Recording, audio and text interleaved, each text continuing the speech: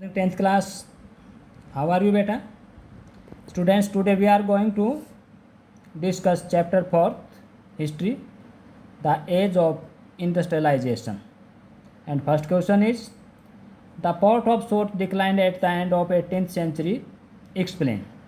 कि सूरत बंदरगाह 18वीं शताब्दी के आसपास पतन की तरफ उन्मुख हो चला, यानी पतनोन्मुख हो गया, उसका डिक्लाइन होने लगा, गिरावट आ गई, अब उसका वो वैभव नहीं रहा जो पहले हुआ करता था। इसकी व्याख्या कीजिए। कारण क्या रहा? क्योंकि जैसे जैसे कॉलोनियल पीरियड इंडिया में आया तो जो यूरोपियन पावर्स थी उन्होंने कुछ नए जो शहर थे उनको विकसित किया और पुराने जो शहर जो इंडिया के उनके आने से पहले प्रचलित थे उनकी तरफ उनका फोकस कम हो गया। Before the age of machine industries, silk and cotton goods from India dominated the international market in textile. तो ये कह रहे हैं कि मशीनी दौर आया, मशीन इंडस्ट्रीज़ का जो दौर आया, जो एज आई, जो एक एरा आया, एक पीरियड आया, एक युग आया, उससे पहले रेशम और जो सूती वस्त्र जो इंडिया में बने हुए थे उनका अंतर्राष्ट्रीय मार्केट में एक दबदबा था। Courser cottons were produced in many countries, की जो कोर्सर होते मोटे खुरदरे जो सूती वस्त्र थे वो दुनिया के अनेक देशों में बनते थे। But the फाइनर varieties often came from India, परंतु जो उत्तम क्वालिटी होती थी वो अक्सर भारत से ही तैयार होकर जाती थी। Arabian and Persian merchants took the goods from Punjab and Afghanistan, eastern Persia and central Asia. तो अर्मानिया के लोग या पर्शिया के जो लोग थे या वो व्यापारी इंडिया से सामान पंजाब के रास्ते अफगानिस्तान, उसके बाद ईस्टर्न पर्शिया और सेंट्रल एशिया तक उस सामान को पहुंचाते थे, यानी उसका व्यापार करते थे इन मार्गों से। अब वाइब्रेंट सी ट्रेड, वाइब्रेंट होता है फलता फूलता, काफ़ी विकसित, उसमें काफ़ी चहल पहल हो। अब vibrant sea trade operated through the main pre colonial ports, और ज़्यादा जो व्यापार था वह मोस्टली प्री कॉलोनियल जो पोर्ट्स थी। प्री कॉलोनियल पोर्ट्स का मतलब क्या है? औपनिवेशिक शासन से पहले के जो बंदरगाहें जो अस्तित्व में थी, जो चलन में थी, वहाँ व्यापार ज़्यादा विकसित अवस्था में था, वाइब्रेंट था। Surat on Gujarat coast connected India to the gulf and red sea ports. तो सूरत जो कि गुजरात के तट पर है वह भारत को गल्फ और रेड सी पोर्ट से जोड़ता था, यानी खाड़ी देशों से और लाल सागर के जो बंदरगाहें हैं उनसे जोड़ता था। But by the end of 18th century the European powers gradually gained power. परंतु 18वीं शताब्दी से ही या उसका जैसे जैसे 1757 में आप जानते हैं प्लासी की लड़ाई, 1764 में फिर बक्सर का युद्ध, तो इसके बाद धीरे धीरे यूरोपियन लोगों को शक्तियाँ मिलती चली गई, खासकर अंग्रेज़ों को। They first secured a variety of concession from local courts and then by monopoly rights to trade in India।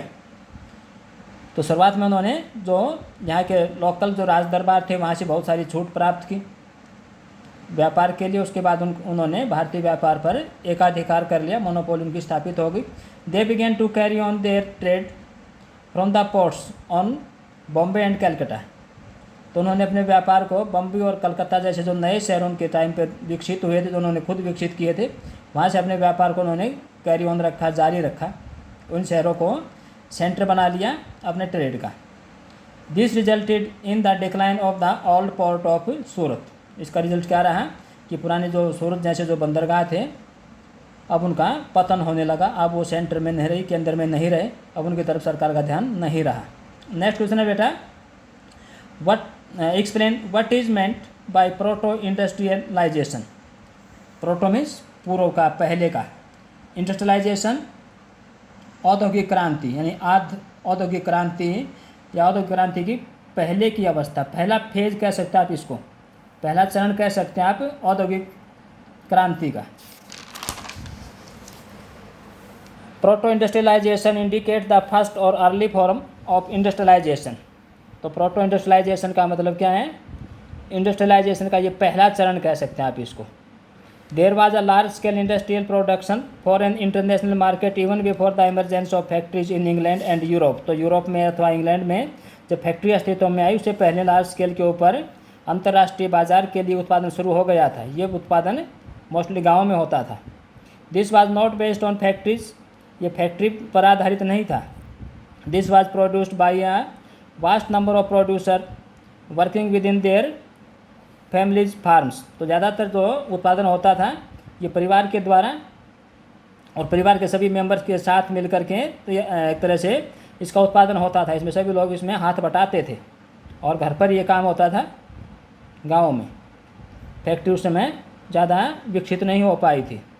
This phase of industrialisation is refer to as proto industrialisation by many historians. तो ज़्यादातर बहुत सारे जो historians हैं वो इस दौर को, इस एज को, इस एरा को प्रोटो इंडस्ट्रियलाइजेशन का नाम देते हैं। नेक्स्ट क्वेश्चन है बेटा, what do you know about a जॉबर। जॉबर होता है जॉब देने वाला। तो ये भी एक कंपनी का एक तरह से नॉमिनी कह सकते हैं या कंपनी का एक अपॉइंटेड एम्प्लॉय था जो कि कंपनी में काम करने के लिए लोगों को बाहर से लेकर आता था। During the British rule in India industrialist usually employed a jobber to get new recruits. तो भारत में जो इंडस्ट्रियलिस्ट थे वो अक्सर एक जॉबर की नियुक्ति करते थे। किसके लिए? टू गेट न्यू रिक्रूट्स, कि नए जो लोग भर्ती होने के लिए आते हैं उनको लाने के लिए, नए लोगों की भर्ती के लिए। Very often the जॉबर was an old and trusted worker. तो अक्सर जो जॉबर होता था वो एक पुराना और एक विश्वसनीय कर्मचारी होता था। He got people from his village, insured them jobs, help them settle in the city and provided them money in times of crisis. तो जॉबर का क्या रोल होता था? वह गांव से लोगों को लेकर आता था, उनके लिए जो जॉब्स थी वो सिक्योर करता था, उनको इंश्योर करता था कि उनको जॉब मिलेगी, विश्वास दिलाता था। Help them settle in the city, और शहर में अथवा कस्बे में उनको बसाने की व्यवस्था करता था, उनके ठहरने की व्यवस्था करता था। And provided them money in times of crisis, और जब कोई संकट का समय आता तो उनके लिए धन की व्यवस्था भी जॉबर करता था। The jobber therefore became a person with some authority and power. तो इस प्रकार से जॉबर एक ऐसा व्यक्ति बन गया जिसके पास कुछ अधिकार भी थे, कुछ शक्तियाँ भी थी, यानी काफ़ी पावरफुल हो गए आम लोगों के लिए। इसका रिजल्ट क्या रहा? ही begin demanding money and gifts for his favour and controlling the lives of workers. तो उसने अब अपने लिए धन और जो उपहार थे वो मांगने शुरू कर दिए थे, क्योंकि वर्कर्स के जीवन को काफ़ी हद तक वो प्रभावित करता था और उनके जीवन को वो नियंत्रित करता था। So students, I hope you will have understood these questions clearly. You will have to write these questions in your fair notebook and learn them properly. Respected parents are requested to help their wards to complete their study work. Thank you beta. Have a nice day.